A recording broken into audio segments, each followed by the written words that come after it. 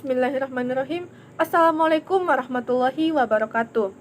Saya Nurwana Sinta dengan NIM 22101045, mahasiswi program studi S1 Kesehatan Masyarakat, Fakultas Kesehatan Masyarakat, Universitas Indonesia Timur, Makassar. Di sini saya akan membuat video singkat atau video penjelasan dari PowerPoint saya yang berjudul Akidah Islam untuk memenuhi tugas final pendidikan mata kuliah pendidikan agama yang diampu oleh Bapak Kasman SPDI MPDI. Adapun latar belakang dari makalah yang kami buat yaitu segala sesuatu yang Allah Subhanahu wa taala ciptakan bukan tanpa sebuah tujuan.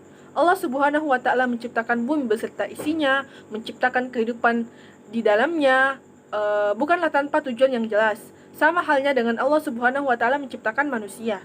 Manusia diciptakan oleh Allah Subhanahu wa taala tidak sia-sia. Manusia diciptakan sebagai khalifah di bumi untuk mengatur atau mengelola apa yang ada di bumi beserta dengan segala sumber daya yang ada. Selanjutnya pengertian akidah. Apa sih akidah itu? Akidah secara etimologi atau secara bahasa, akidah berasal dari bahasa Arab yang berarti ikatan, kepercayaan, atau keyakinan. Selain itu, akidah juga dapat diartikan sebagai menetapkan atau mengikat dengan kuat.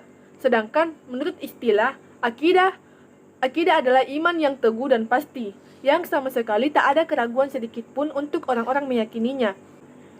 Selanjutnya, pengertian akidah Islam menurut Haji Masan. Haji Masan menjelaskan dalam buku pendidikan agama Islam, akidah berasal dari bahasa Arab yang berbunyi akada ya'qudu akidatan, yang artinya mengikat atau mengadakan perjanjian.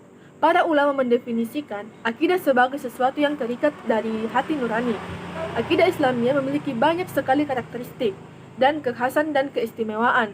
Ada 5 karakteristik pada akidah Islamiyah yang paling mendasar dan paling penting. Yang pertama yaitu akidah gaibiyah. Makna istilah gaib dalam keimanan Islam bukanlah tentang gaib versi dunia atau dukun dan paranormal yang dibatasi pada kegaiban alam jin. Namun yang dimaksud adalah istilah gaib menurut Al-Quran dan As-Sunnah. Yang kedua, akidah taufikiyah.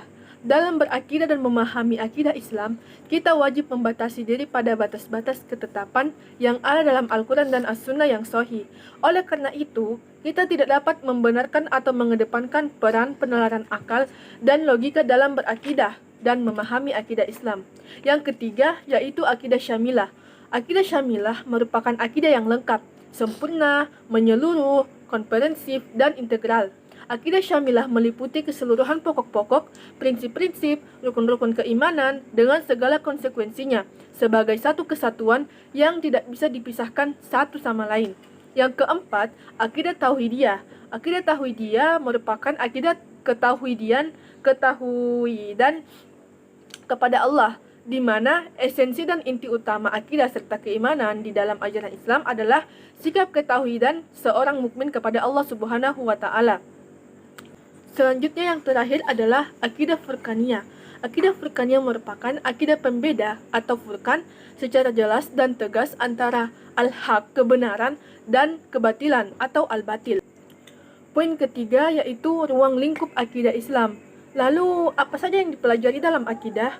Menurut para ulama, beberapa hal yang termasuk dalam ruang lingkup akidah adalah sebagai berikut, yaitu yang pertama, ilahiyat, yaitu pembahasan hal yang berkenaan dengan masalah ketuhanan, khususnya membahas mengenai Allah Subhanahu wa taala. Yang kedua, nubuat, yaitu pembahasan hal yang berkenaan dengan para utusan Allah Subhanahu wa taala, berkenaan dengan nabi dan rasul Allah. Yang ketiga, ruhaniyat, yaitu pembahasan hal yang berkenaan dengan makhluk gaib, yang berkenaan dengan malaikat, iblis, dan jin, dan lain-lainnya. Dan yang terakhir, yang keempat, sam'iyat, yaitu pembahasan hal yang berkenaan dengan alam gaib, misalnya surga, neraka, alam kubur, dan lain-lainnya. Selanjutnya, aspek-aspek rukun iman dalam Islam.